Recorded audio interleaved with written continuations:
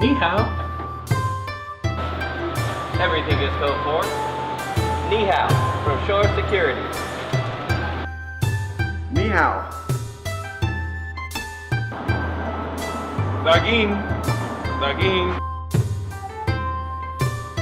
Ni hao. And this is China.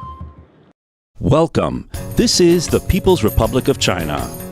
One of the largest countries as far as landmass, population, economy, military, culture, and cuisine.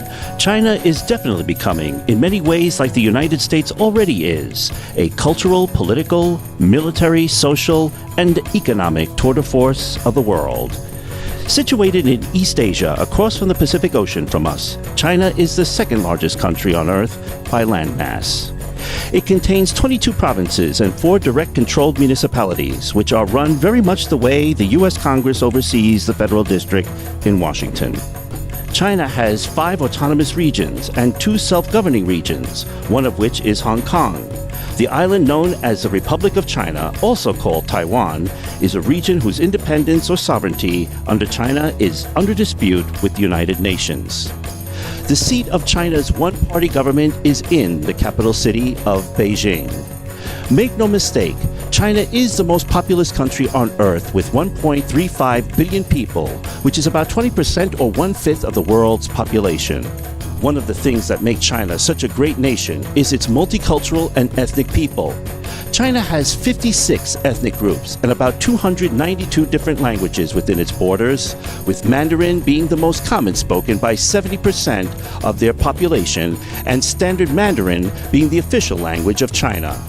Some of their minority ethnic groups include Tibetan, Mongolian, Manchu, even Korean. China's religion and culture has left an everlasting impact on world civilization. So much of our humanity is based upon China's world footprint. Although the Cultural Revolution suppressed most forms of academic and critical thinking, along with expressions of art, the country is undergoing a renaissance of artistic expression. The 3 artistic teachings include Confucianism, Buddhism, and Taoism that span thousands of years into the past. Formed as early as 2800 BC, with its current government founded in 1949, China became a member of the United Nations in 1971. It is a permanent member of the Security Council and is known for being a voting bloc and a counterweight against Western interests in the chamber. China is a member of the G20 and does business with the world as a centrally planned marketed economy and a one Communist Party-ruled system of government. The seat of its ruling body is called the National People's Congress, which convenes in a building called the Great Hall of the People, situated in a giant complex in Beijing known as Tiananmen Square.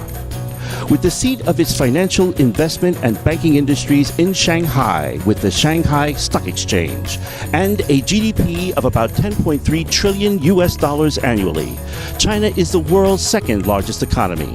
It is the second largest exporter and second largest importer of goods. If China is able to stabilize its economy over the next few years, it may surpass the United States as the world's largest economy by 2030. As a nuclear weapons state with the world's largest standing army, China has a military capable of deploying about 2.3 million active troops. Although its nuclear arsenal is not as large and sophisticated as those of the United States, they are catching up rapidly. What is most impressive about China, besides its people and its economy, is its rapidly expanding infrastructure projects. China has one of the world's most impressive and largest and longest and tallest buildings, bridges, trains, tunnels, and roads. At 53,000 US miles, China has the largest road network, and at 64,000 US miles, the 3rd largest rail network. At about 270 miles per hour, the magnetic levitation train, or maglev train, from Shanghai to Pudong is the world's fastest commercial train service. Whatever expansion China is undergoing on the ground, it is equally expanding its efforts in the air. Hong Kong and Beijing airports are 2 of the world's largest airport terminals. In 2012, China had 182 open airports. By 2016, they are expected to add 82 more. As their middle class expands, the Boeing Corporation expects China to nearly triple the size of its aircraft fleet by 2030, which is good news for our hospitality industry. Many of those trips aboard in those Chinese airplanes will be made toward here in the United States.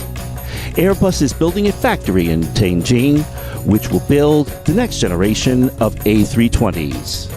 One of the things I love most about China is its food. The 8 major cuisines of China seem to be food groups unto themselves. They include Sichuan, Cantonese, and Hunan, which seem to be the most popular here in the United States. Then Jiangsu, Shandong, Fujian, Anhui, and Zhejiang cuisines. Very much like the United States that has 2 distinctly different cultures and cuisines in its northern and southern regions, so it is the same for China. Rice rules in the south, and wheat breads and noodles reign in the north. And yes, the rumor you've heard about Chinese food in the U.S. is true. There is no such food that is served in most U.S. restaurants that is considered to be authentic Chinese, not at least the way it is served in China, as opposed to the way it is prepared in the United States. It is simply classified as American Chinese food and is considered an offshoot like Hong Kong cuisine. So everything we've learned today about China comes down to this: that little section of LA that is the nexus of Chinese culture, Chinatown, a small microcosm of the great nation itself. To get a little flavor of Chinese culture all comes down to here before boarding a jet at LAX for somewhere far east. Shore Hotel is a melting pot for people from around the world that visit our grand location. One of those countries happens to be China. Having Chinese staff, having Chinese guests, it is imperative for us to understand their culture and respect their culture and be ambassadors to provide them A+ service. Being a 4-star hotel with 5-star service, it's very important for us to understand their culture. And I'm glad that you've taken this time and this opportunity to learn about their culture. And as they say in Chinese, 再见, goodbye.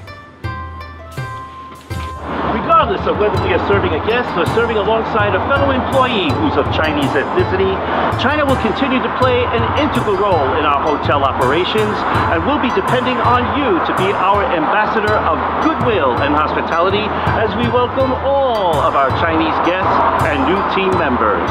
Hoping you too are trading in your carbon footprints as you stroll along this beautiful ocean sand here in sunny Santa Monica, California. For the security department at Shore Hotel, I'm Al Castro. I hope you enjoyed our presentation. Thanks for watching.